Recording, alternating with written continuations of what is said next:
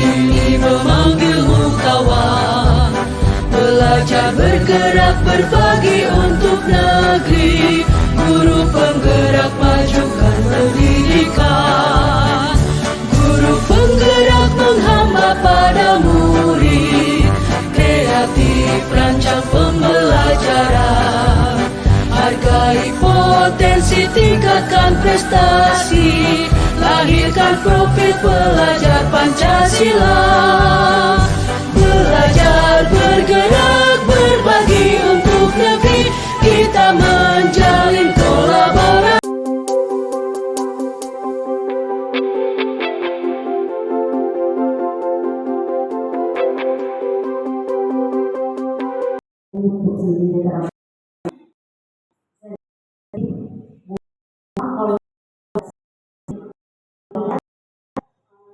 Informasi juga minat kebetulan sekarang angkatan 12 sudah dibuka, teman-teman bisa daftar ya.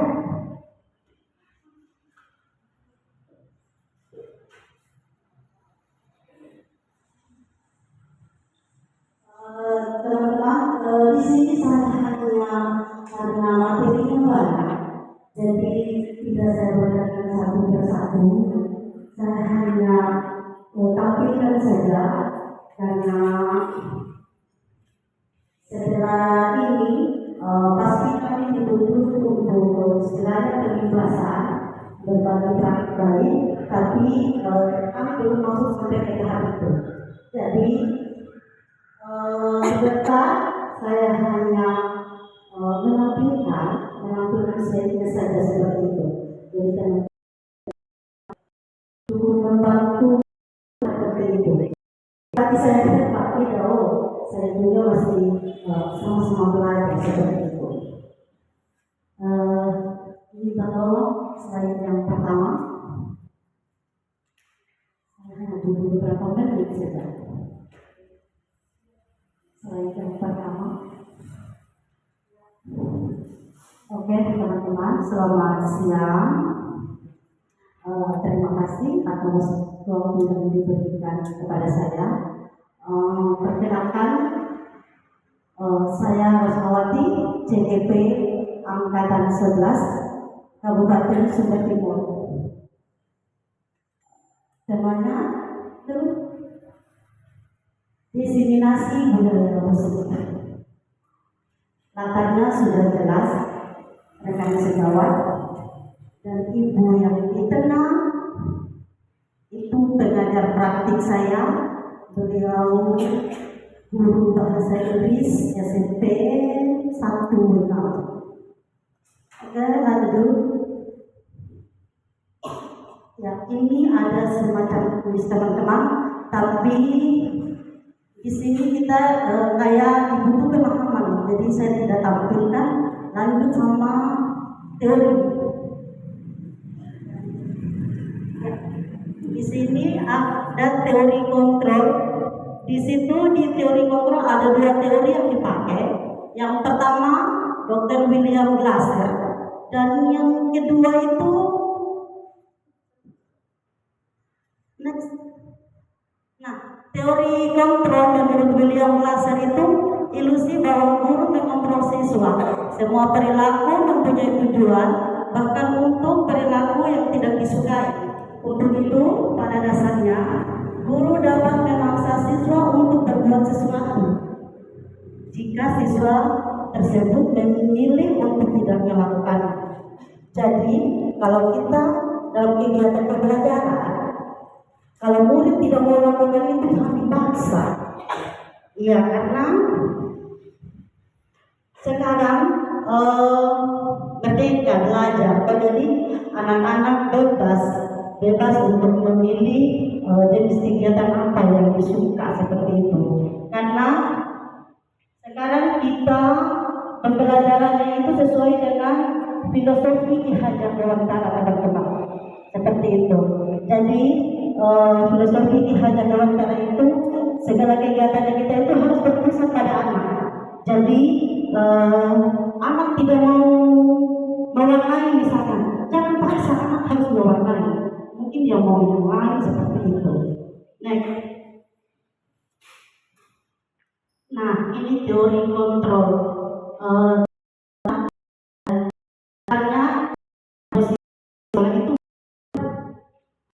masalah proteksi anak itu kan kita sama terus disalin. Terus buang sampah pada tempatnya seperti itu. Oke, lanjut. Kritik yang membuat orang merasa bersalah. Oke, lanjut. Untuk tapi karena kita harus tampilkan kisahnya kami dalam sekali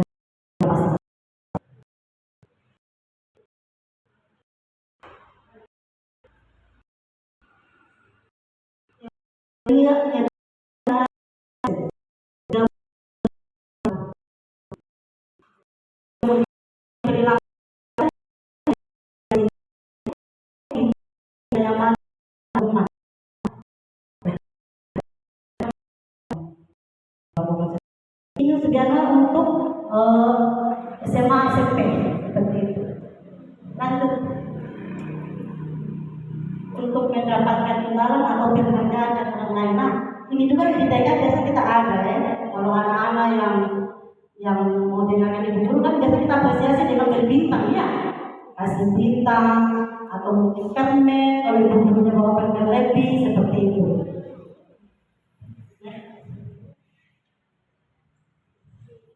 Yang ketiga untuk menjadi orang yang mereka inginkan dan mempunyai diri sendiri dengan nilai-nilai dan kepercayaan. Lanjut.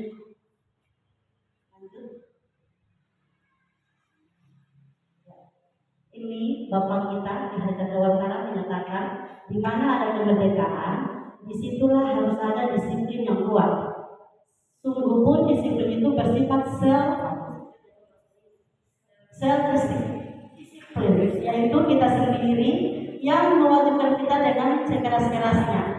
Tetapi itu sama saja sejak jika kita tidak cakap melakukan self-disiplin, wajiblah penguasa lain mendisiplinkan diri kita dan peraturan. Demikian itulah yang harus ada di dalam suasana yang merdeka. Itu maksudnya disiplin dari yang dimaksudkan oleh Bapak Ki Hajar Dewantara itu. Sebelum kita mendisiplinkan anak-anak kita, kita harus disiplinkan diri sendiri. Contoh kasus seperti tadi. Tadi itu berarti kita belum disiplin dalam diri sendiri karena tadi kesepakatan jam 8, Mama pengawas dari Gorenga pun belum jam 8 sudah di sini, tapi kita belum ada, gitu. Jadi untuk hari ini kita belum disiplin dengan diri kita sendiri terkait waktu. Nah, inilah nilai kebijakan profil pelajar Pancasila yang dimensi, karena memang sudah tahu lah nanti dimensi sudah dibuat kepala dan perlu lagi, karena pasti teman-teman sudah tahu. Masih sama, 9 pilar karakter ada, lanjut, tunjuk hidup,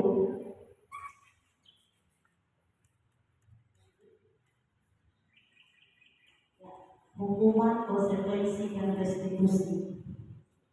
Nah, ini teman-teman, ini untuk TK ini bisa kita berlakukan di TK.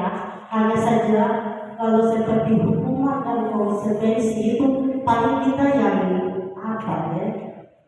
Paling di TK hanya dengan saja. Misalkan mungkin anak-anak suruh menyanyi yang seperti itu. Sebenarnya hukuman, konsekuensi, dan restitusi itu dia lebih ke sekolah-sekolah SMP dan SMA seperti itu. Tapi di TK bisa saja kita lakukan, hanya saja kurang efektif. Karena kemarin saya coba buat satu video, terus para penyelesaian masalah kita memang kalau untuk TK tidak efektif teman-teman. Satu yang dipanggil datang semua. Kita tanya apa, jawabannya apa. Jadi kalau untuk kita penerapan segitiga institusi di TK memang ada susah seperti itu teman-teman. Hanya karena tuntutan, mau tidak mau, suka tidak suka kita berusaha seperti itu. Ini contoh kasusnya. Lanjut.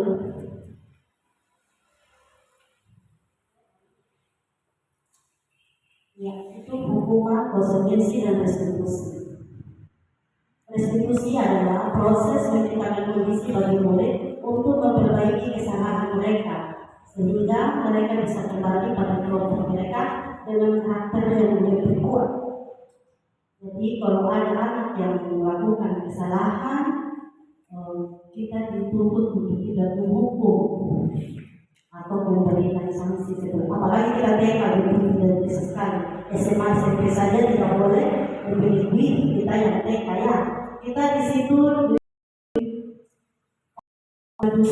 nanti sebentar akan muncul slide-nya. Ya, ini contoh kasus. Ini berlaku untuk kelas atas kayak SMA mencatat sampai 100 kali.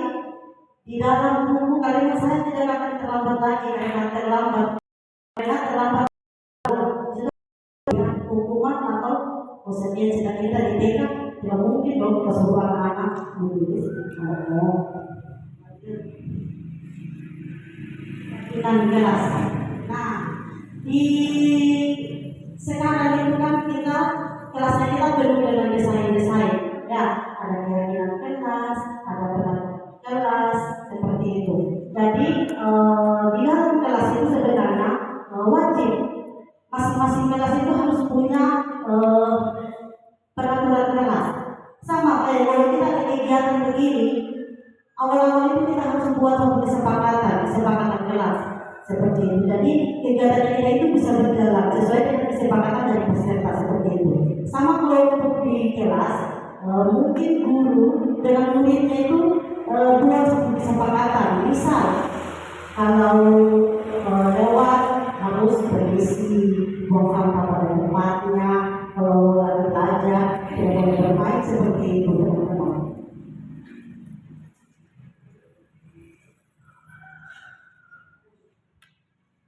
Mohon maaf teman-teman, slide-nya agak banyak, jadi saya tidak bacakan semua karena ada yang perlu lebih slide. Ini hanya gambaran teman-teman. Saya tahu teman-teman sekarang ini ada yang membuat keyakinan kelas, prosedurnya seperti ini sudah teman-teman. Lanjut.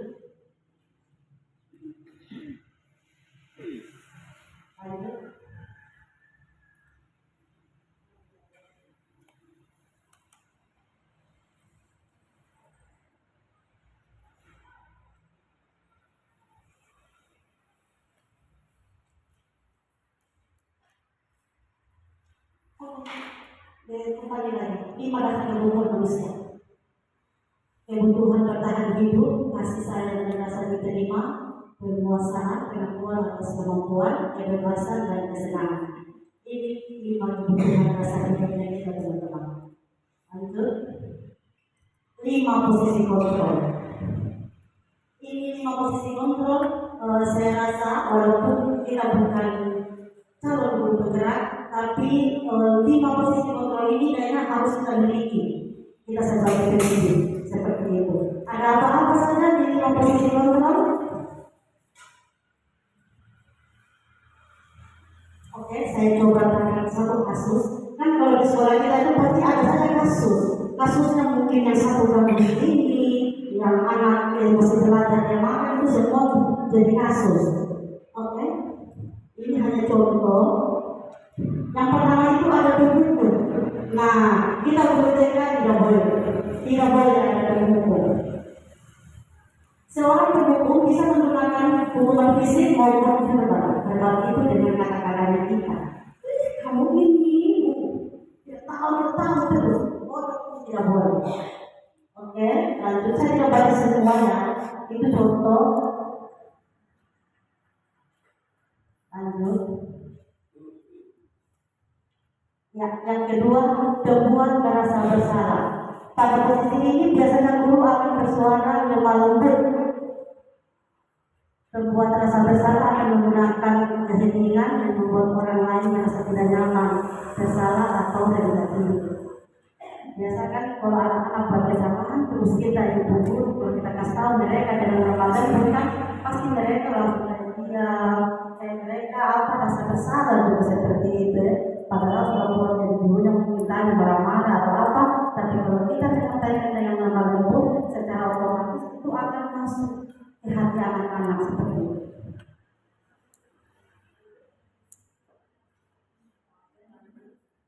Kasusnya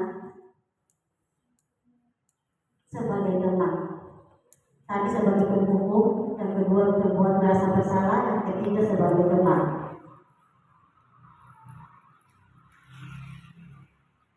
Oke. Yang keempat pemantau. Pemantau di sini teman-teman, misalkan jika kita sudah istilahnya memberitahu anak itu, kita lihat saja apakah anak itu ada perubahan sikap atau tidak. Itu maksud dari pemantau. Dan terakhir, manajer. Dari kelima posisi kontrol, kita dituntut yang poin kelima ini yang harus dimiliki dari kita sebagai pendidik. Posisi manajer. Posisi terakhir manajer adalah posisi di mana guru berbuat sesuatu bersama dengan murid, mempersilahkan murid mempertanggungjawabkan perilakunya, mendorong murid agar dapat menemukan solusi atas permasalahannya sendiri.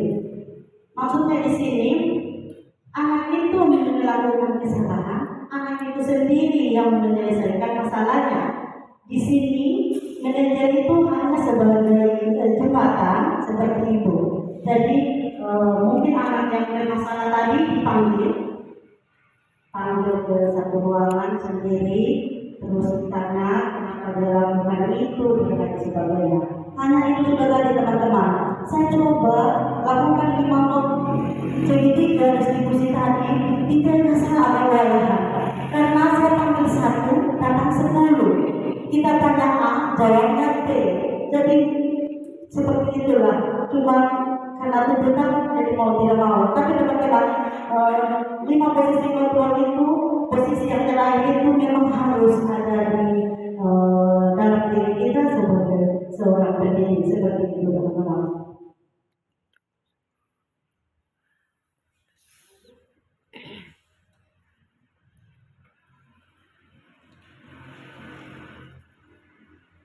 Maaf, sebenarnya memang ada pengalaman. Nah, ini ada video teman-teman.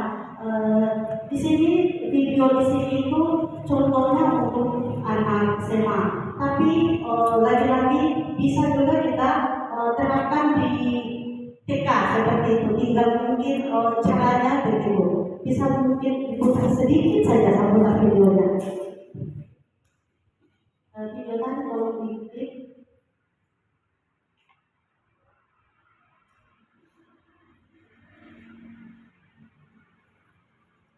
Lima posisi kontrol ini sangat penting teman-teman. Jadi teman-teman bisa belajar lagi juga untuk melihat cara-cara kita dalam menuntun anak-anak kita seperti itu. Bisa.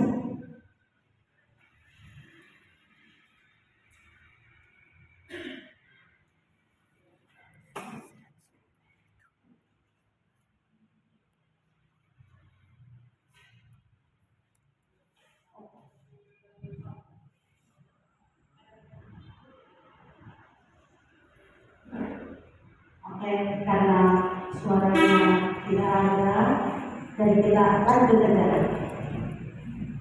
Sebenarnya ini sangat bagus sekali teman-teman. Jadi dengan video ini, dari video ini sudah ada contoh bagaimana cara kita sebagai penghukum, sebagai pembuat merasa bersalah, sebagai teman, sudah ada. Dengan video ini lanjut dengan simulasi seperti itu. Ini lebih bagus saya rasa teman-teman. Ulang-ulang kali saya coba dan ini bagus sekali. Di TK pun bisa kita lakukan seperti ini teman-teman. Hanya saya suaranya tidak terdengar. Tapi di lanjut video ini itu ada simulasi seperti itu. Simulasi antara guru dan murid. dari 5 posisi kontrol tadi.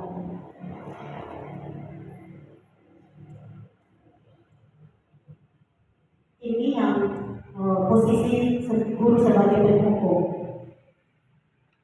Saya suaranya tidak ini. Di sini dari intonasi saja, dari intonasi sudah bisa kita ini.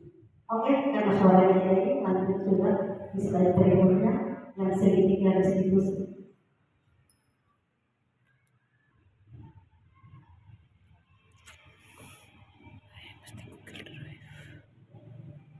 Segitiga restitusi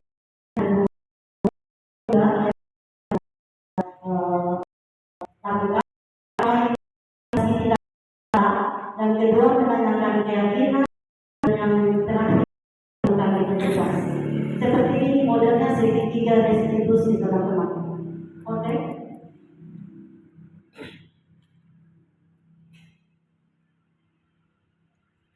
Validasi tindakan.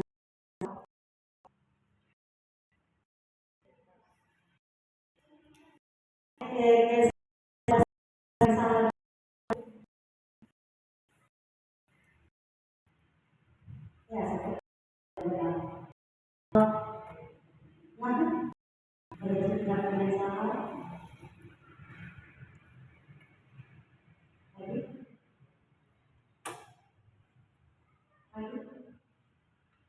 menanyakan keyakinan lagi. Oke. Terima kasih sangat. Jadi teman-teman, kita untuk jadi teman-teman punya ide belajar dimanfaatkan untuk kita sama-sama belajar mandiri di PNM. Di PNM itu teman-teman apa yang teman-teman mau cari semuanya ada. Yang penting masuk dengan menggunakan ide belajar teman-teman. Seperti itu. Terima kasih atas waktu yang diberikan. Mohon maaf sudah mengganggu aktivitasnya. Salam dan bahagia.